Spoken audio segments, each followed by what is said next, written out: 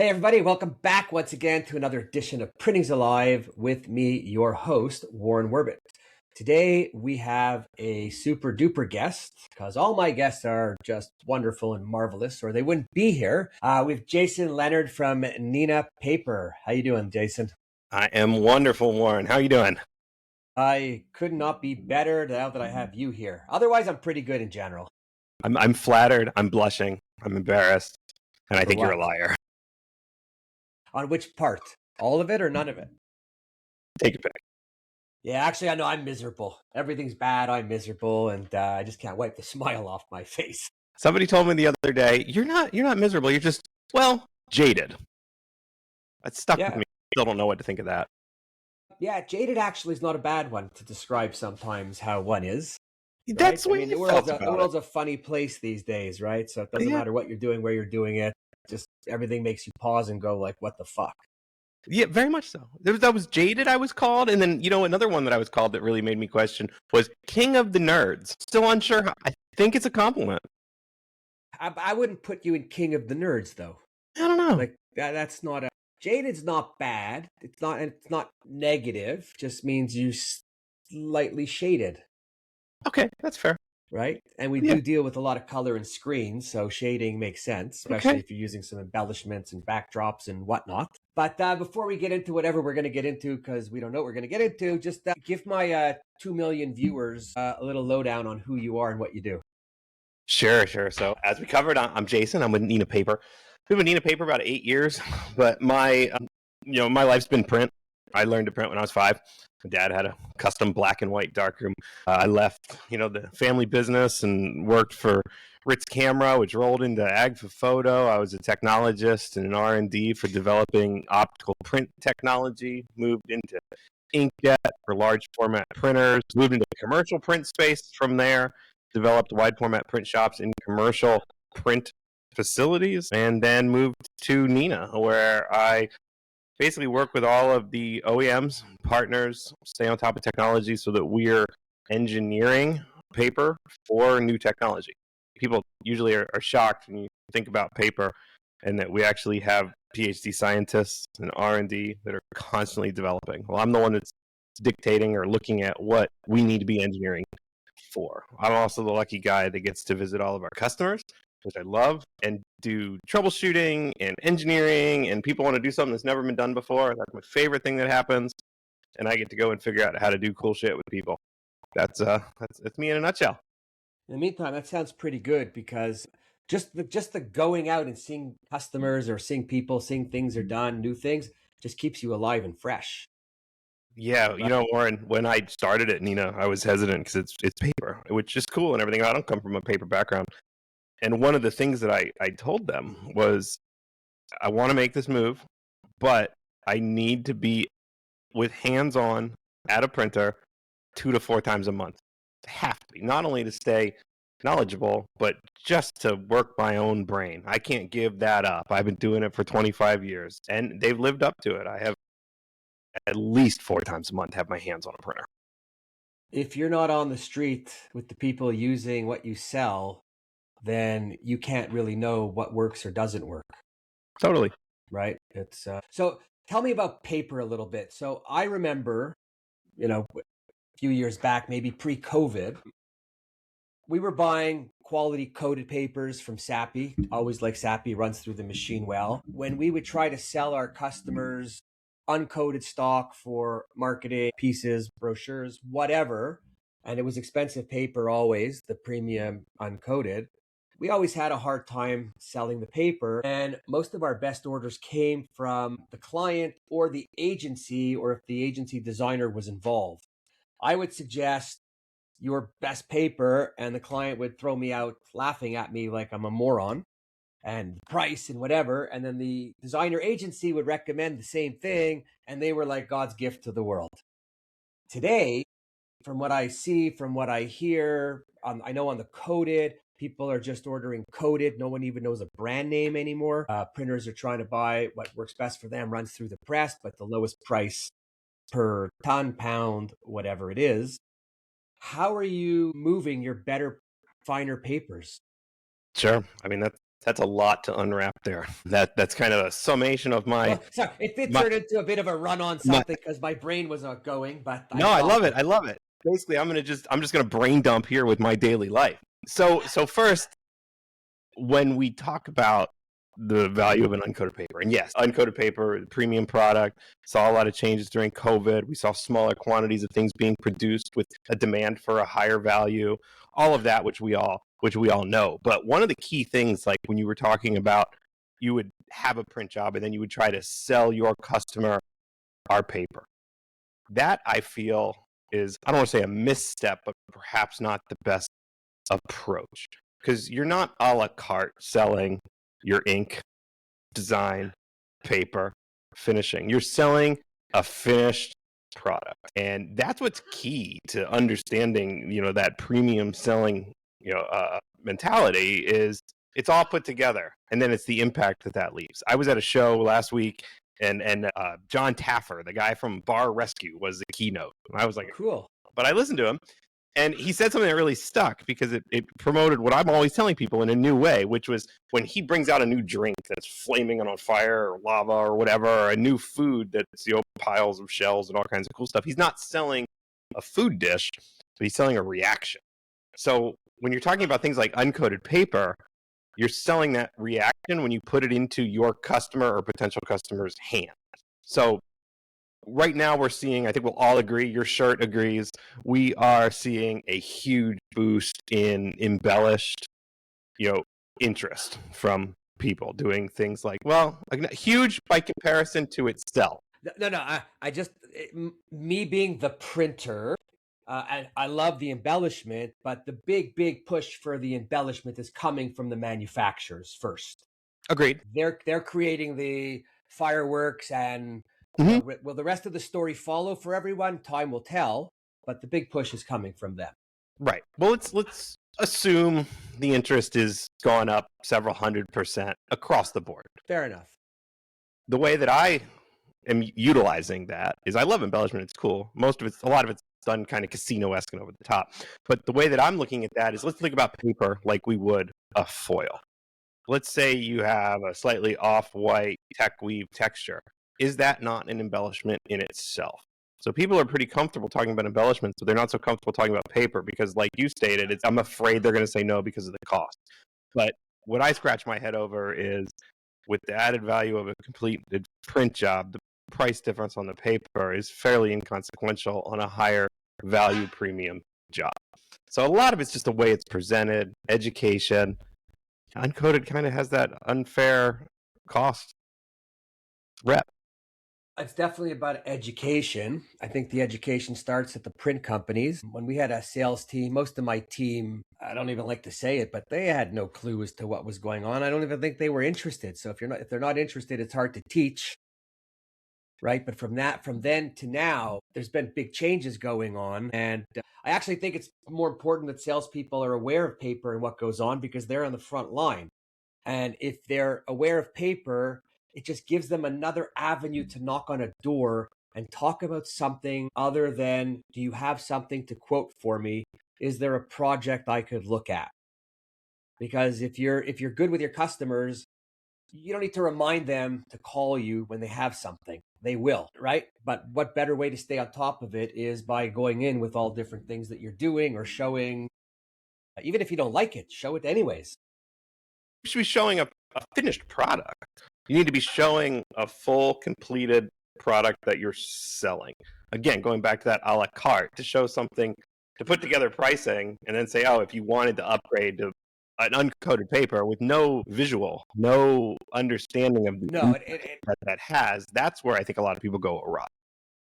Right. No, you definitely have to show a sample. If you're doing a sheet, you could take, if you're doing something digital, you could get sample sheets even from the merchant and get 10 sheets and put 2 through the machine just to give a glimpse of what it is to get them excited. But not a lot of people do that. Not enough.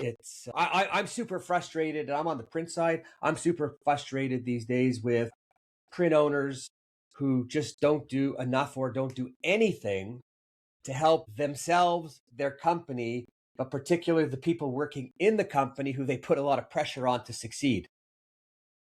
Right? It's like you're not practice what you preach, and you don't show the show and tell's not there. And I don't know what the solution is for that. I kind of wonder all the time, right?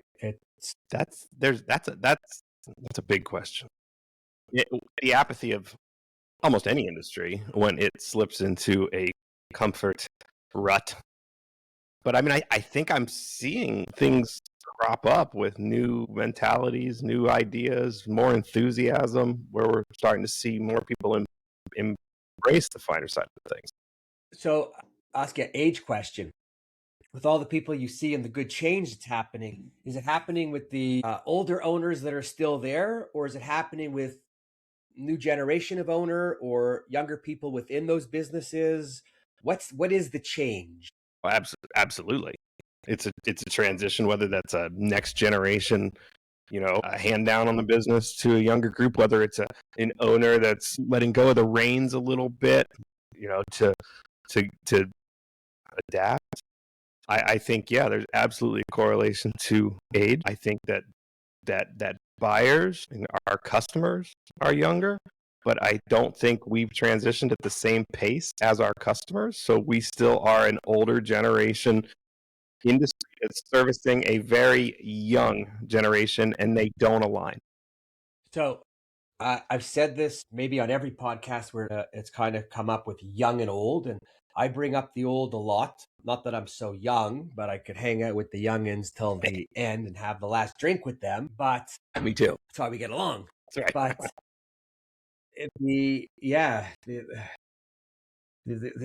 the elders aren't doing enough quick enough. And first of all, I always say that in every company it starts with the leadership, and that's the top of the company. So if the top of the company is not going to go out there and push good things down, no one's going to follow. But we talk about age, we talk about young people coming in, we talk about young buyers.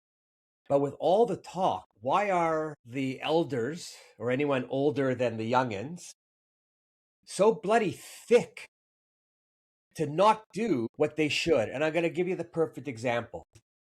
LinkedIn, right? I was dealing with a company. Names aren't important because I'm really not out to knock anybody. I just want everybody to learn. And I go in, and it's a room full of older salespeople. And before I went to see them, I went onto every single one of their LinkedIn pages. And I was like this: oh my God. Oh my God. Why oh my God? Because they're not filled out. Or they haven't posted anything. Or they don't have a picture. Or the picture they have is so awful, right? And part of when you deal with someone, it's about your first impression.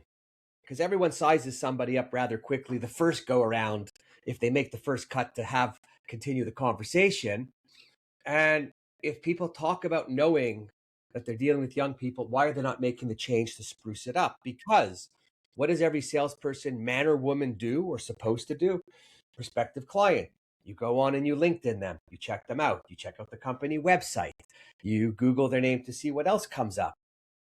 But now, don't salespeople think right away that the people they're calling on are doing the exact same thing? So why wouldn't they spruce up their LinkedIn to look live and well? And if you're that old, have your kid do it for you. It doesn't take much to do a posting on anything just to keep it alive, right? Hit the verify button. But more importantly, then you have the contact information section. And I go to contact information, and I cannot believe how many people don't have the company website, the address.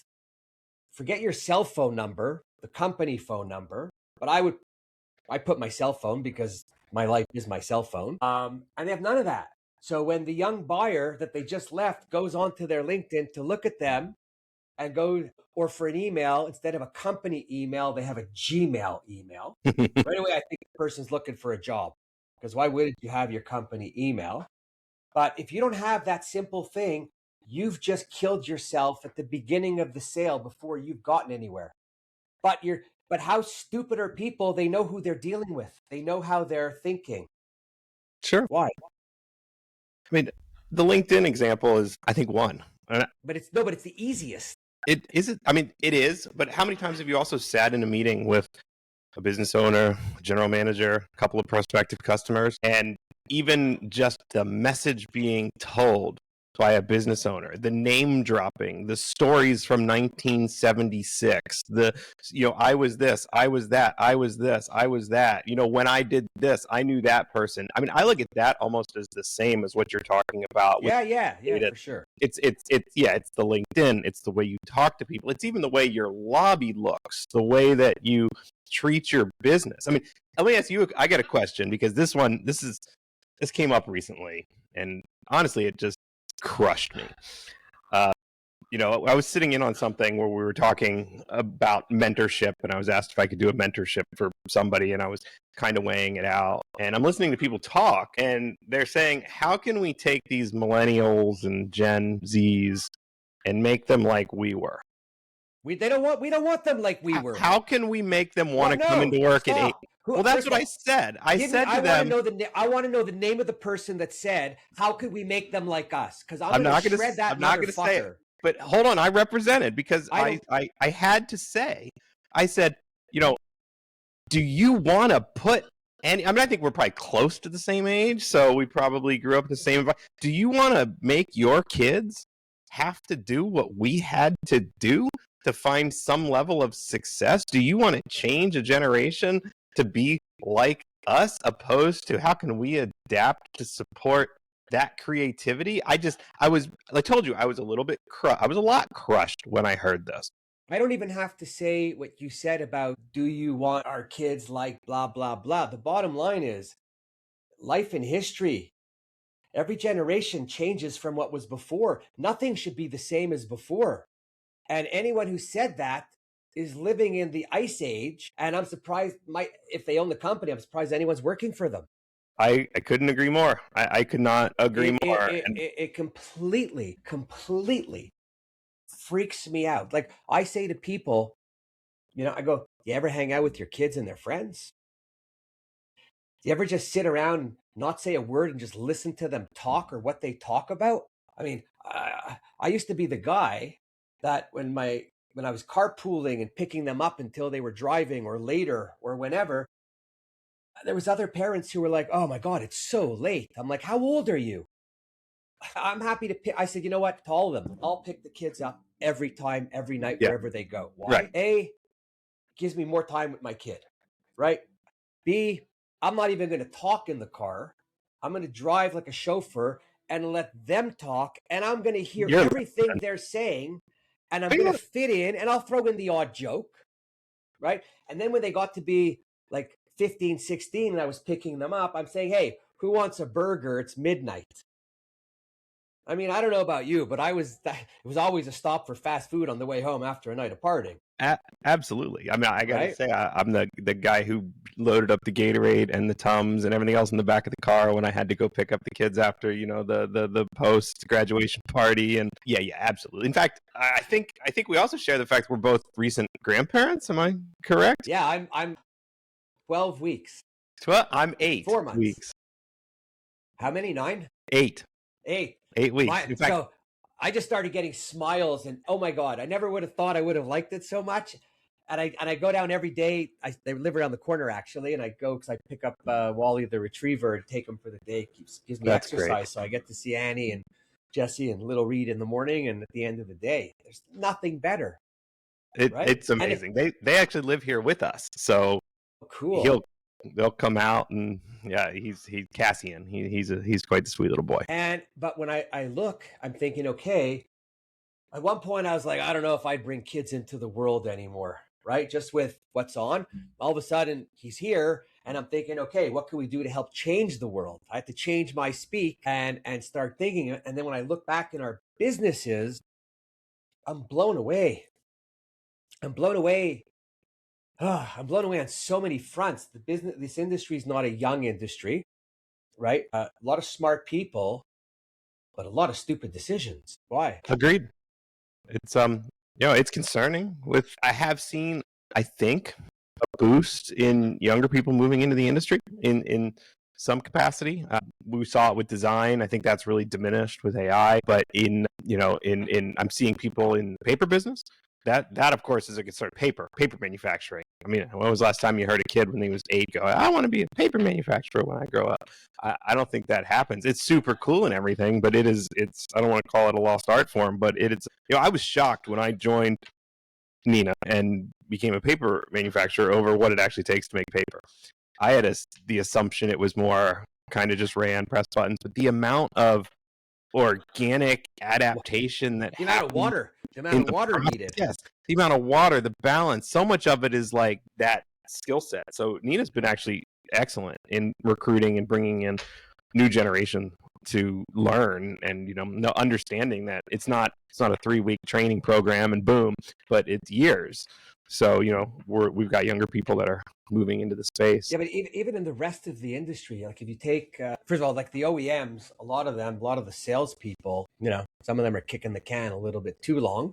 They got to make some changes there. And again, I don't want to disrespect anybody. I love everybody, just so no one takes it the wrong way. I'm getting older, but I look good. It's hard to tell my age.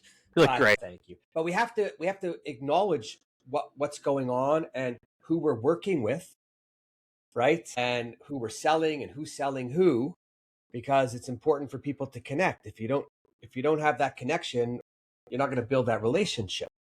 But in terms of training or young people, I said the other day, like, everyone's kind of pushing digital a little because the pressmen are getting older and they say it's harder to find.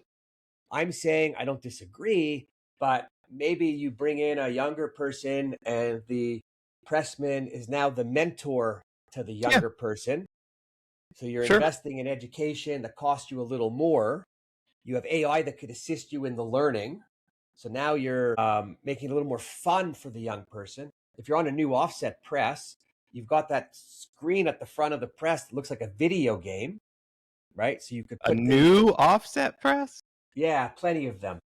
Oh yeah, they're just popping up like daisies. All right, don't be like that. Because you know what? Those offset presses, you can make a hell of a lot of money. And when you own it, you make a ton of money. And the digital presses, you're always paying those damn OEMs again and again and again. You are correct. Absolutely. And I never had as much uptime on an offset press. Agreed. No, totally agreed. Downtime on a digital press. Nobody talks about all that and how much you lose when you wait for them to come days and weeks because they're not near you. But offset is consistent. It is consistent. In any case, I'm not looking to fight with you, but maybe a little. But the equipment is changing. The folders, big or small, 250 preset sizes in them. You're not folding paper anymore to put them in the clamps to get your thickness of paper to adjust, right? The offset presses have ink canisters. The digital presses have lots of buttons, lots of screens. It's not like it was. You don't have to go home with black hands anymore or dirty hands. So a lot of shops I see are looking really good. And, you're not walking in and, envelope boxes aren't half full, leaning over like the Tower of Pisa in a corner. People put away and they clean up right away. So it's how you want to dress it up. Although I will tell you, oh my God, I'm still reeling from it. And if you just saw the last podcast the other night, I'm even embarrassed to say this, but it's like late at night, 11 o'clock, I'm watching YouTube and short attention span. So I just watch a lot of short stuff. And up comes a video on a print company. And I'm looking at it and I'm like doing this. Anyways, I'm like, oh my God. And I go into the description and it's from 2015. And I said, oh my God, thank God I feel better now. Because at least I know it's like 12 years old or 13 years old. 12, maybe 10, 11. I can't count anymore. And then I flip on another one and I'm watching it and I'm like, oh my God, this is bad. Oh my God, this is bad. I better go to the description. I got to pray that it's old. Older than the other one. It's not old. It's put up 2 weeks ago. Oh boy. Ouch. Okay? And I'm going to probably put it up on LinkedIn with a little critique. Again, not to be mean, but he did put it out there, so it's public. The whole video was the shop. Not one person. Equipment. Speeds. Not even that fast. It was old. Dirty shop. Messy shop. Right. Calling the equipment by name and model number. What customer gives a rat's ass? Yeah, I totally know what you're talking about. I know equipment. I used to buy equipment. Right. I don't give a rat's ass to Right. listen to that pitch.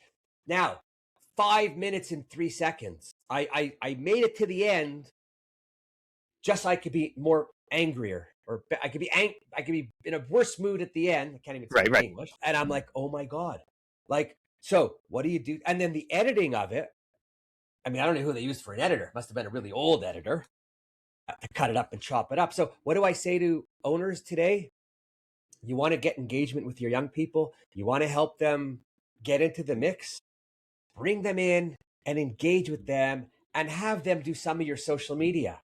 Have them do it their way. Have them on the press, in the room, in the folding, playing with the ink with their fingers if they want, toner blowing in the air, whatever. Let them do it their way because they are going to attract their peers. When we talked about you mentioned before about the person saying how they're going to learn our way. Well, our way, their way, not my way, the old way isn't working. Why do you want to teach more people the old way? And we need to listen to what some of these people are saying, the younger ones. Absolutely do. They speak the voice of the customers. And as far as the social media and the equipment, and couldn't agree more. I mean, it's people. People are the key to the social media interest as a company. And I was a printer for 15 years or so, and I was a director of marketing for a large print shop down here amongst other roles as well. And I mean, we even at that point identified that it was people. I mean, we did we'd make props and just walk around and hand a prop to a CSR and tell us about yourself. You know, what kind of pet do you have? What's your favorite food? Give us a funny story, whatever. And we saw so much more success. I mean, even now I look through and I even question now, like the pre-made, professionally created GIFs, whatever you want to call them, that we see. Did those even have a purpose now versus somebody that's doing something about themselves? Like for me, I mean, it's the bird who you met him a few minutes ago. I mean, if he's not to say that I'm pimping out my bird, but if he's over his shoulder on a video, it gets tens of thousands of impressions. But that's meeting me, and I'm hoping I'm giving knowledge to the industry and helping the industry, but yet he's a bit of a hook. He's part of me. I'm a pirate. So he's a great beginning hook, but if when you start talking, it's not engaging for the others, the hook is irrelevant. Correct. Right? So absolutely. So everyone has to manage. You could have a hook, but you have to think about what you're going to say, talk, or show. For sure. Absolutely. Right? Yeah.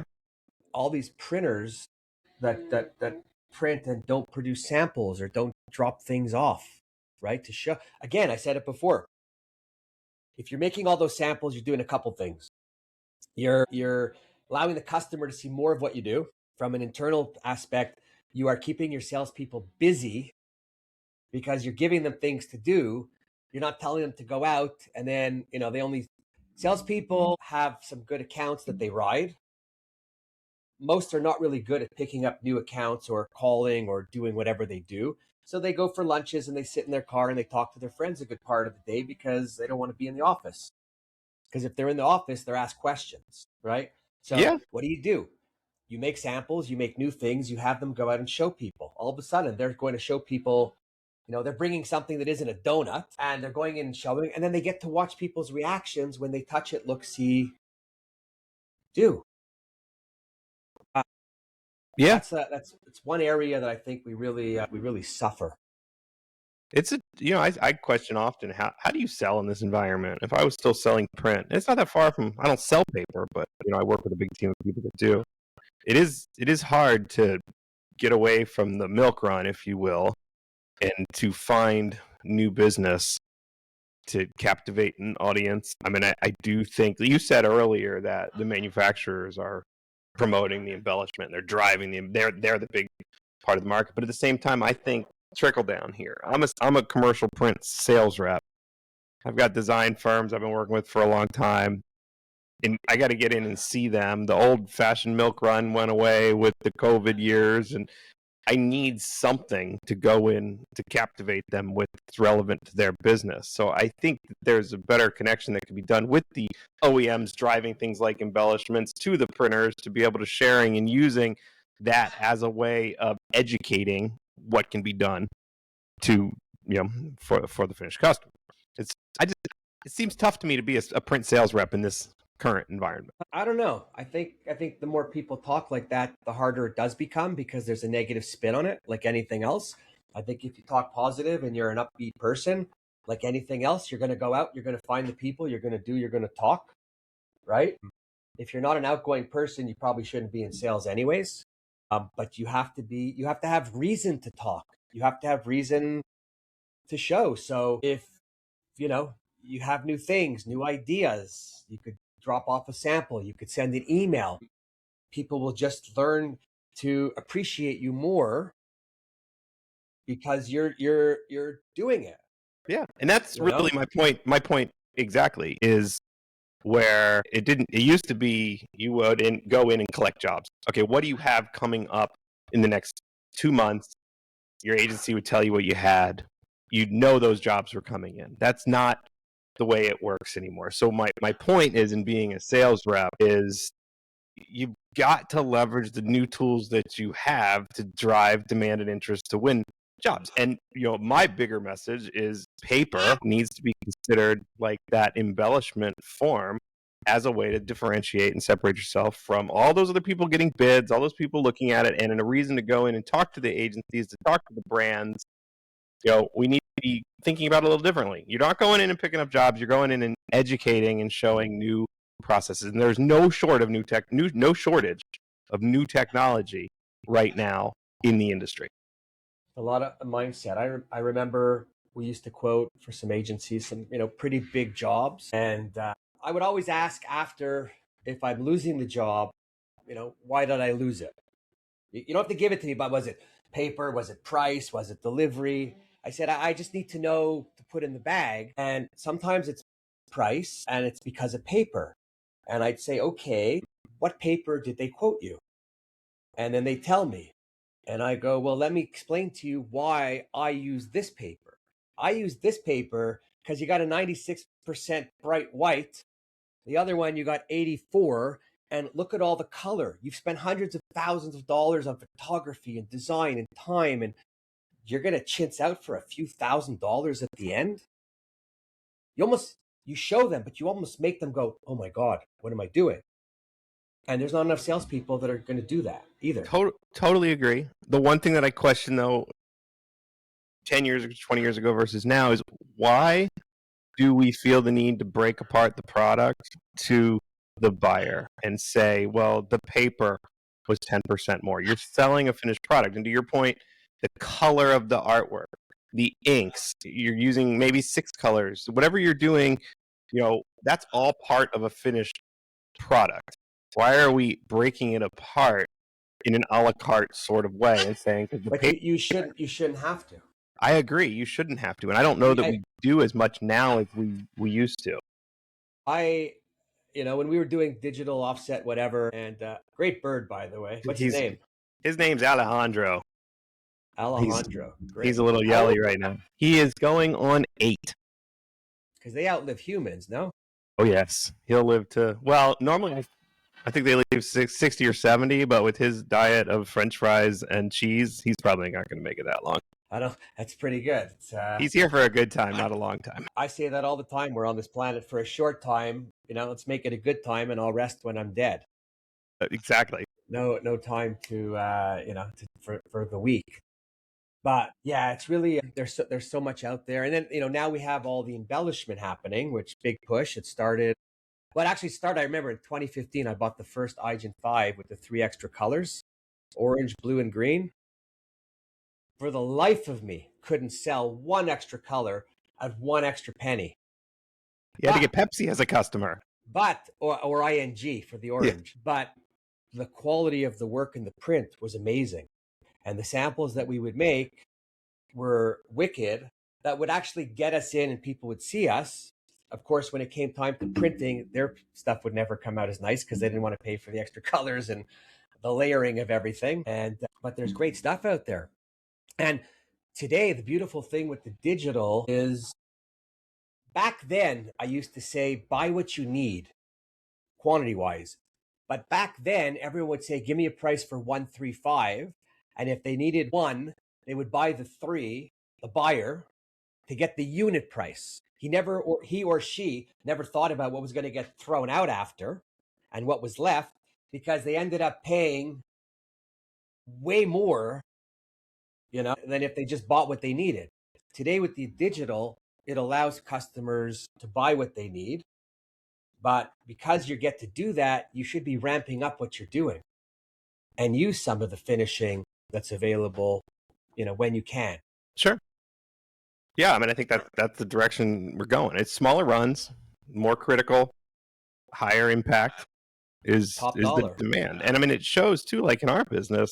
I mean, there's no doubt that commercial print and paper is in a secular decline. I think it's to the tune of, don't quote me, this is just me, but I think it's 10 to 12% annually in a decline. As a paper manufacturer, we're outpacing that decline. We're doing substantially better than the secular decline of the industry, which tells me that it's validating that people are looking for a better finished product.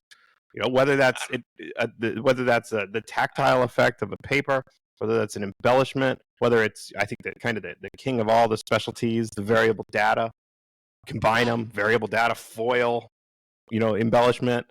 That there's a big demand for this stuff now, and that's what print sales reps really need to be educated on. I'll give a plug to Kevin at Tactiful, and then I'll give a shot to the OEMs. But I mean, Kevin is Mr. Embellishment. I mean, it started with his family, and then it's in he doesn't have ink. He's got like a UV coating flowing through. Varnish blood. Varnish coating. But, conversation came up the other day.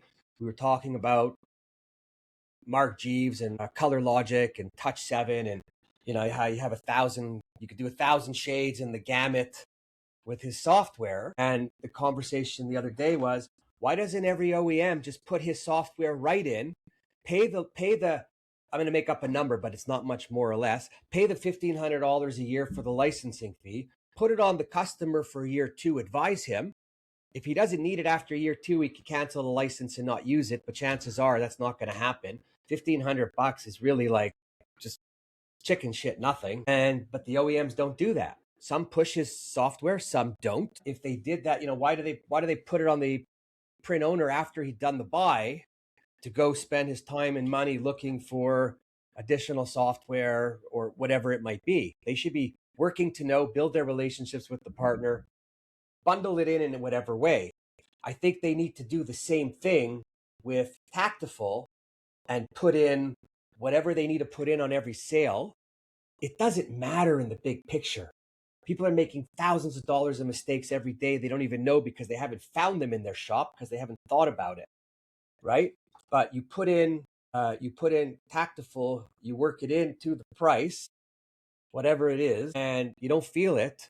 And then right away, even before the machine comes in, Tactiful gets to start talking to you about your business plan, your marketing plan, how you're going to do things, the samples that you want to make to have, because the minute you're putting in anything like that, you need to be doing your own work, your own samples. Right. Yeah. I mean, I'm with you. I love Tactiful, obviously. I'm on their advisory council. I just launched their Tactiful XL wide format wing of Tactiful. I think they got something great going on, and I see it, as an education. I mean, what they do if they move into a situation where they're bundling, I don't know. I would ask, I bought a air fryer recently and opened up the box. How many free things did it come with? I'm opening it up and it's like, here's a free subscription to recipes. Here's a free meal plan. It's like, so I do question sometimes, like, even when you buy a new piece of equipment and it comes with a temporary license on a rip, I don't know if that's the appropriate way to get it ingrained into somebody's business model on their day-to-day. I do think the educational aspect of having a consultant come in and show them the options and how to tie them all together. I do a lot of technical support across our customer base, and I don't just work on defective paper. I do profiling. I do, handling operations, even things where people are doing something wrong across, whether it be an Indigo or an inkjet or an offset press. And the amount of disjointed front ends that I see in all of these businesses, whether it's wide format or commercial, is immense. I mean, different ways of doing things, different softwares, different patches. I still see things like hot folders and things being dropped. So I love the concept of more collaboration. I just don't see it happening short of like a all-inclusive cloud-based process. And why wouldn't it happen? Because there's too many people with too many interests involved to unify that. I mean, even let's step back, and I talk all the time about the three legs of the stool, you know, the front end, the printer, and the paper. Three things that you need to produce a print job. We're kind of talking right now about, you know, that front end and the software, but even the paper. Let's talk about the OEMs. And I love their kind of new initiative to approve papers and support and endorse papers. But that's been a long time coming, and it's still not existent across all. So, I mean, there's a lot of collaboration that needs to happen. I view that as our responsibility as people that have a voice in the industry that can educate. It's part of what we do. I remember having equipment, digital, and you know, they would be the recommended papers, and some had to be coded before, some not, this and that, whatever.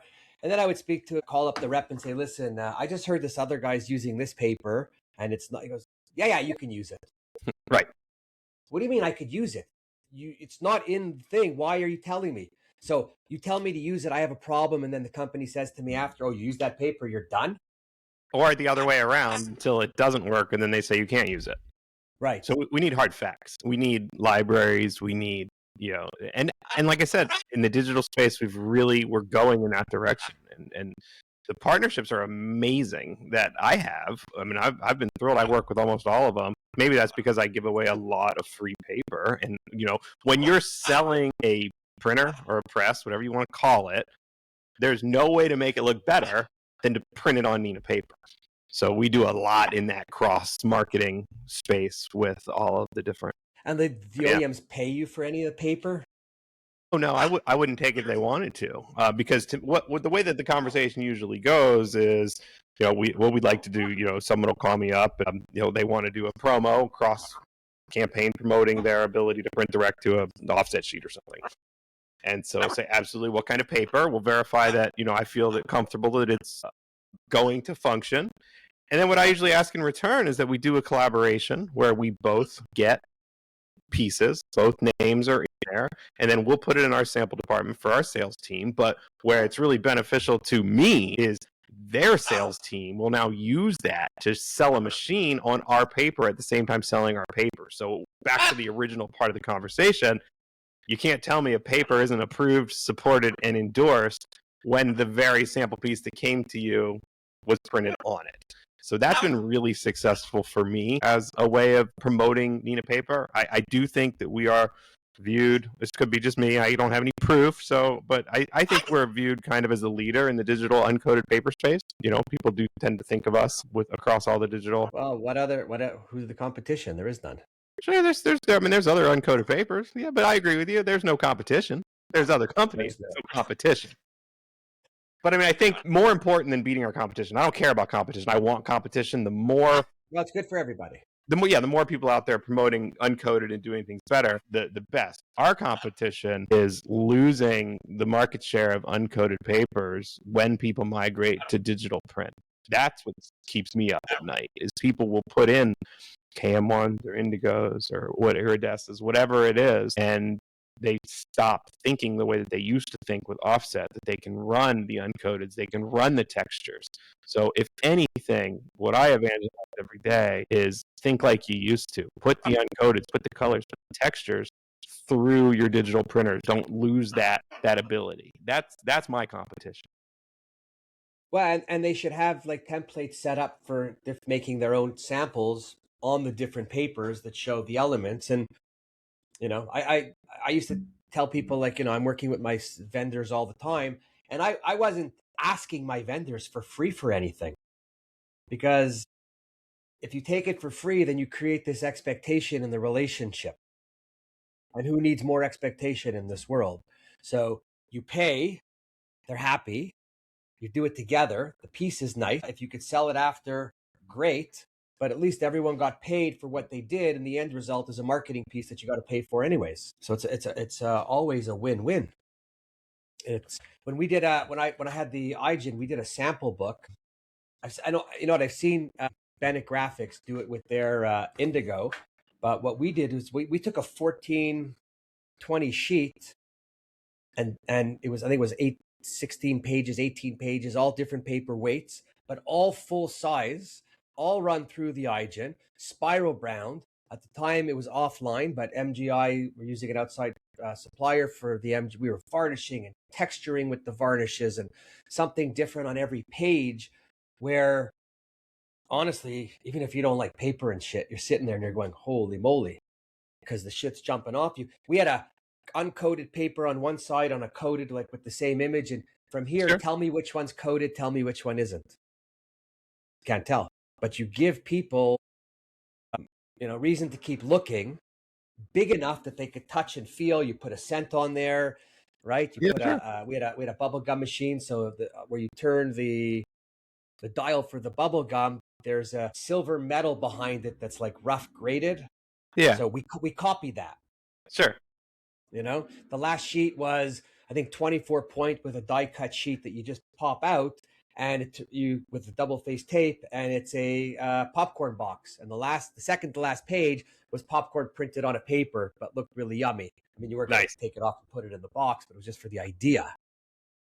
Not a lot of thought going into things out there today. And some of the better companies out there, which unfortunately don't get talked about enough, they're the ones making samples. They're the ones sending things out. They're the ones inviting their customers over or sending them something that they should, look at. It's communication, and we are in the communication business. Totally. So The how do we reaction business. okay, reactions better. On How your do we turn. get people? How do we get people to open up a little more, see a little more? I mean, collaboration. That's all I got. That's the key to the world. I'm the print shows come up, and everyone's, wow, the print show, wow. I say, oh, shut up, fuck the print show. The print show you got to go to, and I say it all the time. Why do you go? A couple reasons. Number one, more people to go, the bigger our industry is, because everything's about statistics and who shows up. Even if they are double scanning you at the door to increase the attendance for the next sale, you're seeing your old friends, you're seeing new friends, but most importantly, getting out of the office, and you're seeing things that will give you ideas. Yeah, that's to me the shows. I love the small shows that are OEM specific. I love the VIP events some of the OEMs do, and I love the Printing United. They all have a different purpose, but I think if you took away the shows, everything that we were just talking about, and how are we all working together to push in the right direction to benefit a brand, goes away. The best partnerships that I've established have been solidified face to face at the shows. So when you're talking, and it's not on the show floor, the show floor, basically wandering, making my feet hurt, and taking pictures of the people. It's that night at the bar with a drink, a few drinks in, and you're having conversations with people. Those are the best partnerships. I've built my career off of those shows, basically, in sitting down and having conversations and doing these partnerships and collaborations. People that make a big difference. So shows are cool. I had to build a relationship with my liver doctor after all those shows, just to make yes. sure I live long enough to go back and have some more. But no, those are the best, and then someone's sitting there and introducing you to someone you just don't know. But about the shows, to me, the most important thing is it's a business owner's opportunity to engage with younger people in his business by bringing a couple of them, one of them, two of them. The cost is not big, but when you show that you're investing in them, when you show that you know who they are, but you call them by name, not by number. You're having dinner with them. You're sitting with your vendors. They're going to go back excited, and we need them with the fire under their ass to talk print. Or I'm going to be the devil's advocate here, because I've seen this and it's awful. Or they're going to walk the show and they're going to get ignored because the people that are in the booths are only interested in customers that are coming in with the checkbook or have an interest in purchasing that they want to deal with. Then you have two Clemson students or Cal students, Cal Poly students that walk into the booth, and two people sit there and continue to have a conversation or work on their phones without ever looking up and talking to them. I see that often. In fact, I've gotten kudos from some of these schools because I think at the D Scoop, we ended up with like 40 students across 4 schools in our 10 by 10 booth, almost piled in top of each other like a phone booth, doing selfies because we were doing education for the students. You know, I think we got to, as an industry, make sure that we're really rolling out the red carpet for the students that are coming in. First thing you got to do is when you walk by somewhere and you see that happening, you got to go over and say to the people, excuse me, you have a potential customer here. You have a potential lifetime customer. You got 50 more years out of that person. Oh my God. So get this. I'm so happy you said that.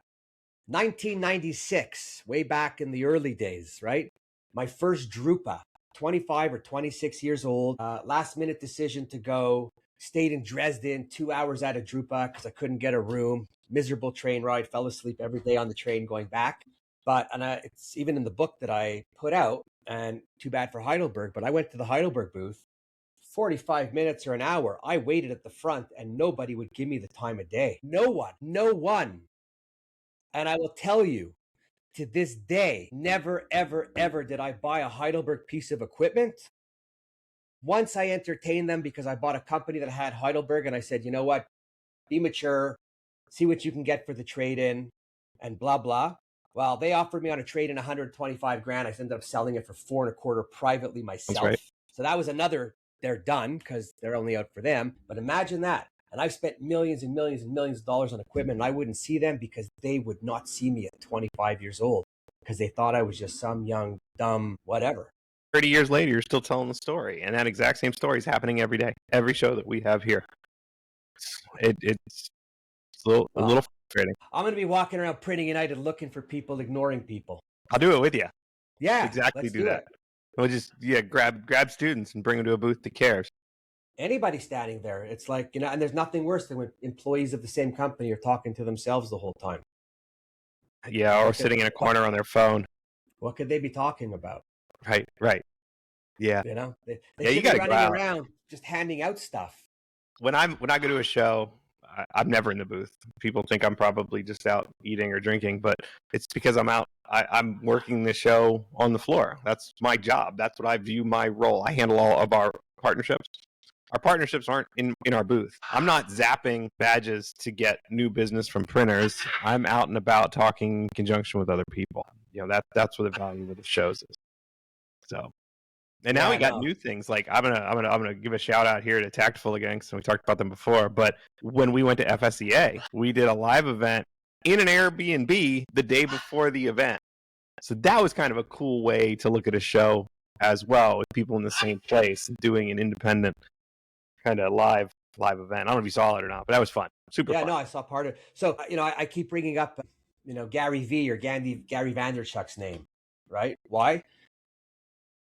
The guy was not a marketer. He was in an online wine business. And then from that learned and, you know, pivoted himself into this marketing guru with a following that's millions and unheard of. Yeah.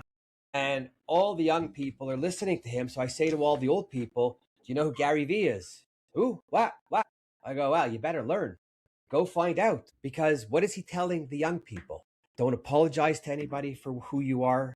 Don't change who you are. You want something, you go out and you take it and you do it. It's not telling them not to work. I think old people put the spin about young people not wanting to work, which makes me really sick. Amen. Right? Yeah. Makes me sick. Right. First of all, if anybody doesn't like being called a name like motherfucker, asshole, or something, don't be calling anybody else anything like a millennial or a Gen Zer or a lazy ass. Right. Because it's the same negative to me. Any of those labels are derogatory. Completely. You're not saying them with a, hey, look at that millennial over there. You're going, yeah, look at that bloody millennial over there. It doesn't want to work.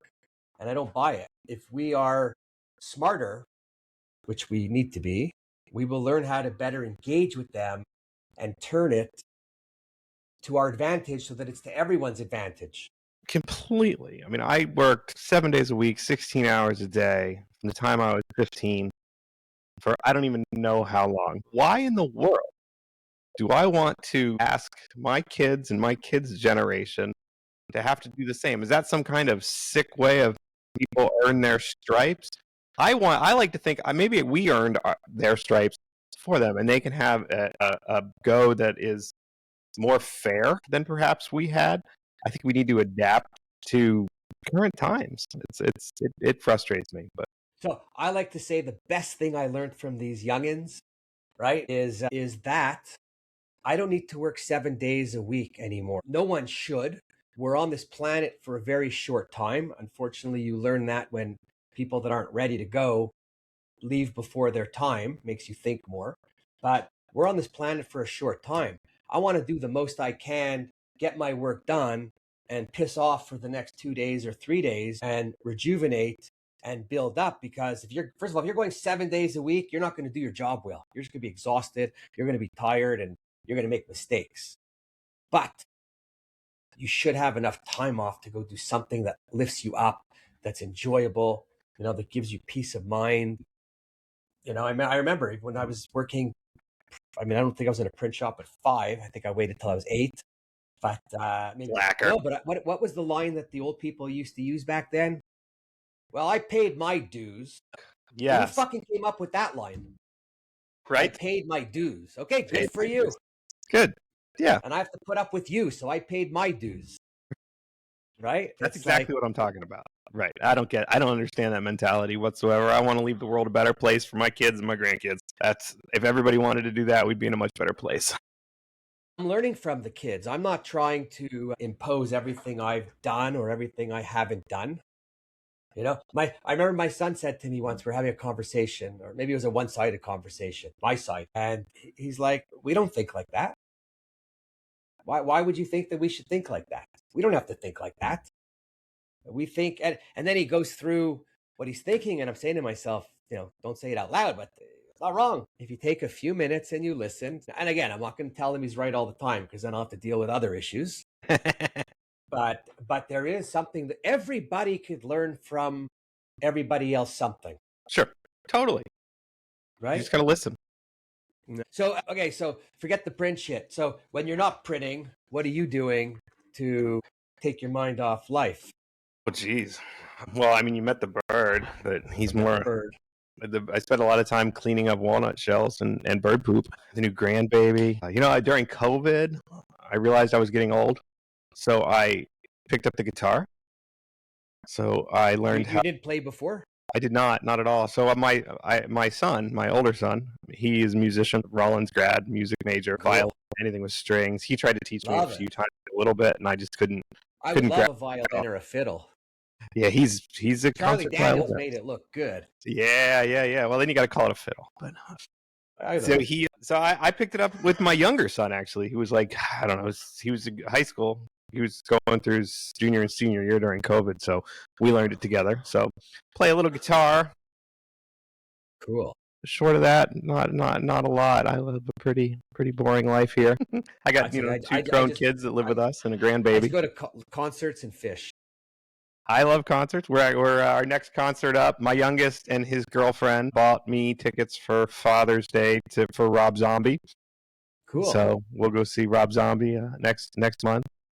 Cool. A month ago, I'm in Montreal. My son lives in Toronto. So I went to Toronto with my son and his girlfriend, and we went to go see Goose. Nice. Which was off the charts. Yeah, they were great. And we've been to Dead and Company, and, my son's a fish head and he's a musician also. So all kinds of music. And, that's like a great thing to be in with your kids. It is. Different music. Completely. Yeah, it's been kind of a pivotal part of, their from birth on has been music. That's why Nicholas, my eldest, he fell in love with music. And actually, it was his love of Tool when he was like a tween. Eric Vessels loves Tool. He does. I know. I think I've told him this story before, but he got hooked, and that's just he's got that mind that just hears the notes, hears the music, the perfection of the music, and that was, I think, what drove his love of it. He started playing the violin in 4th grade. It's amazing. When my kid would play guitar, I'd come in the house and he'd be sitting, I don't know what you call it, but he'd be sitting like it'd be dark. He'd have some Japanese animated cartoon running on the TV, and he would have the pendulum going, and he would just be sitting there like just picking strings. And now he's into the technical side of things. And I was like, metronome. Wow, that's pretty cool.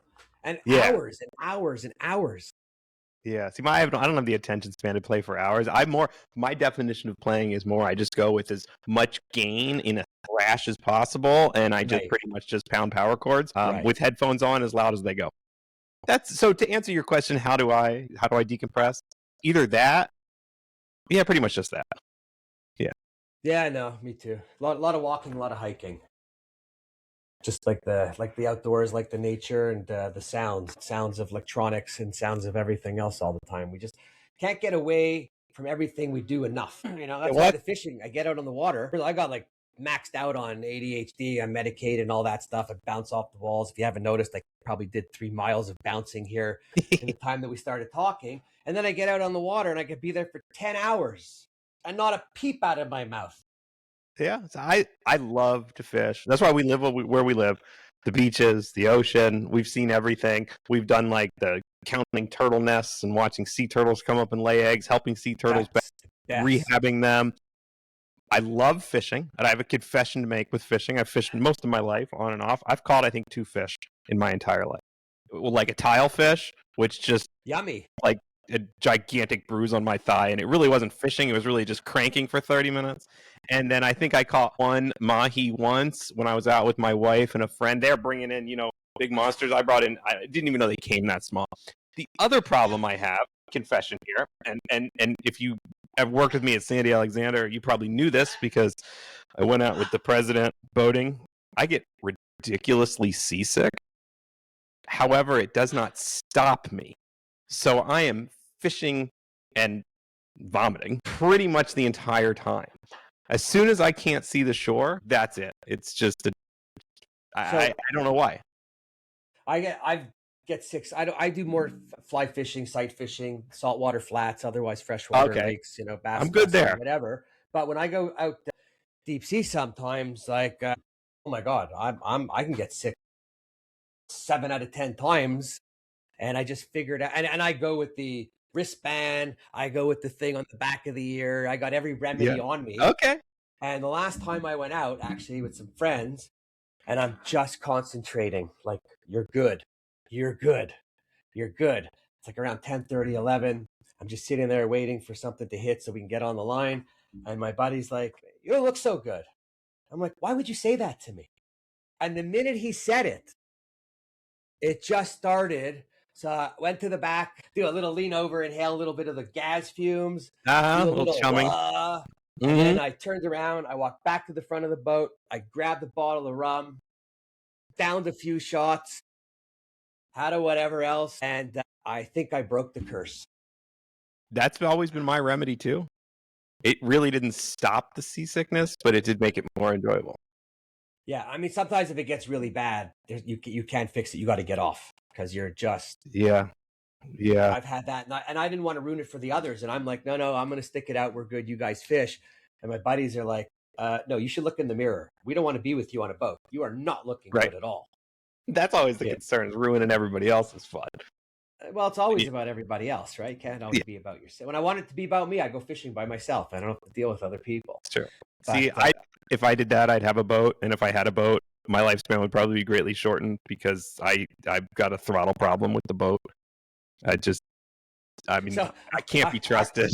So I've got a pretty nice fishing boat, whatever. I got a Ranger 620. I got a 250 Verado on the back. Oh, you're flying. Yeah. And but ever since, like when the gas went through the roof, I had to put tape over my gas gauge because I couldn't watch it, and then I wouldn't drive over 4,000 RPMs.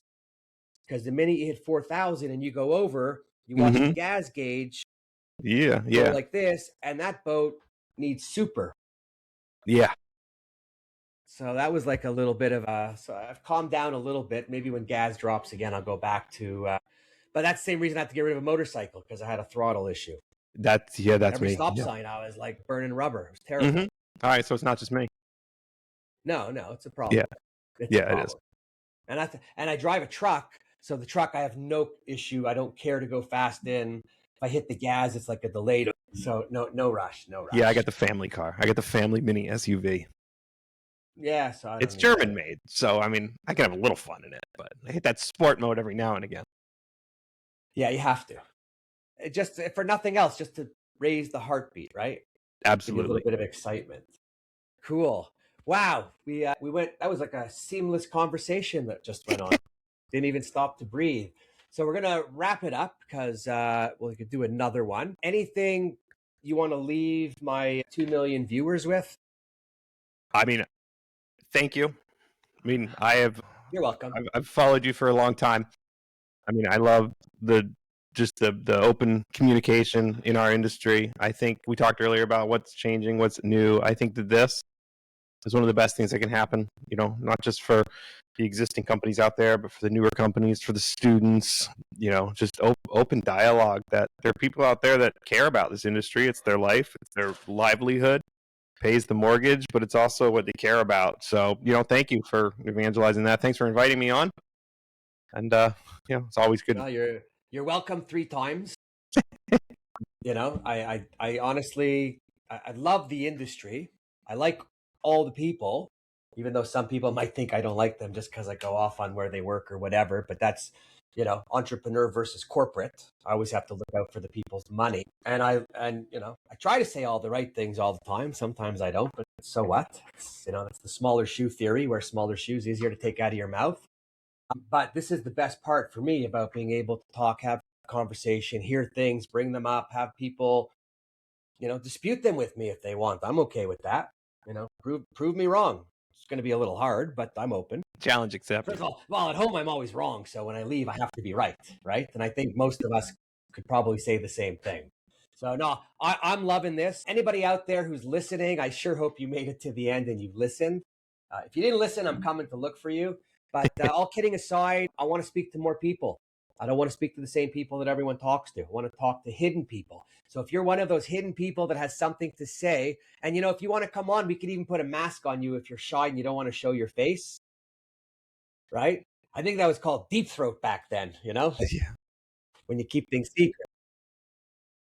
Exactly. But all kidding aside, I'm open. I want to talk to everybody about anything. If you're the receptionist, if you're the shipper, I want to know, because you two are the most important people in the company. So who people speak to first and what goes out when it's supposed to. If you're a pressman, I'm happy to speak to you. Salespeople, okay, I'll talk to you too. But I'll talk to anybody. If you're a chef in the print company, I'm happy to talk to see what you're making on the paper. But give a call. Otherwise, love the conversation. Jason, thank you again. Everybody else, appreciate you, and we'll keep going. Hey, ink in my veins. Well, I was doing it before. I changed my T-shirt to put on the embellishment thing because you just joined Tactiful and XL, and you're doing all that. But the T-shirt I was wearing before this was ink in my veins. I almost wish I love it. On. It would have been in my funny. Veins. It's perfect. Love it, love it. Everybody, love ya. See you soon. Cheers. Thanks.